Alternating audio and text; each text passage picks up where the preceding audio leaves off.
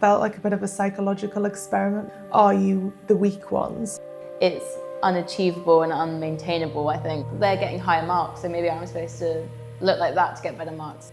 I will never make it in the sport if I have that kind of attitude. Hi, I'm Jess, and in just 2 weeks, I'll be competing at the biggest competition of my season. Just swimming, having fun, and actually enjoying the experience. With nearly 30,000 followers on TikTok, Jess juggles the life of a content creator while still being a student athlete at Bath University. I couldn't help but wonder if being online can negatively affect a swimmer's body confidence. Quite difficult sometimes, like with peers at school who aren't necessarily like high-performing athletes. I didn't have any other swimmers in my school growing up, so looking different to what they do. I've got quite broad shoulders, like the classic swimmer build, but that is not necessarily the typical body shape. Like, it helps me in my sport, but it wasn't exactly the typical one. And when you're growing up wanting to fit in with all the other girls. The things that you post, you are in training costumes, you're in racing costumes, and people would say that that's quite an exposing thing to wear online. So how has that been for you?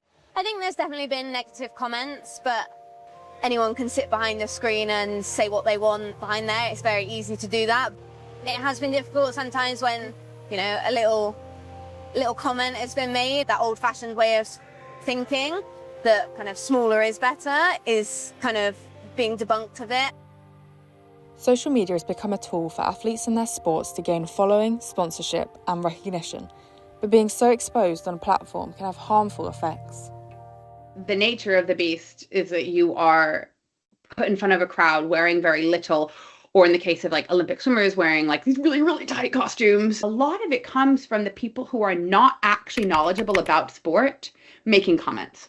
It's really great because aquatic sports, and especially women's sports, is obviously growing so much, and that's super cool. But with that comes more media attention and more cameras, and there's now underwater cameras when they dive into the water, and that's hard. With big female sporting names becoming viral sensations in social media in the recent years, there are questions as to whether sports such as artistic swimming is being left behind.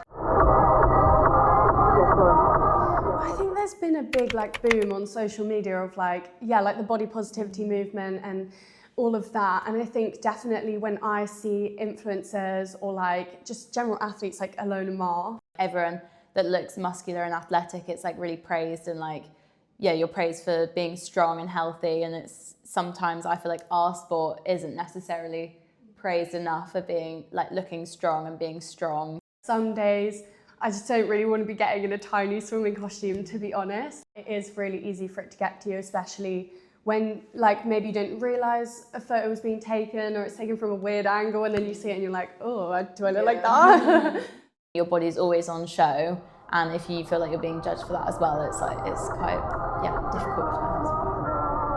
The world in which these young people are living in, combined with just normal adolescent development, makes it both physically and psychologically it's just horrible, but also like a perfect storm for all of this to take hold, basically.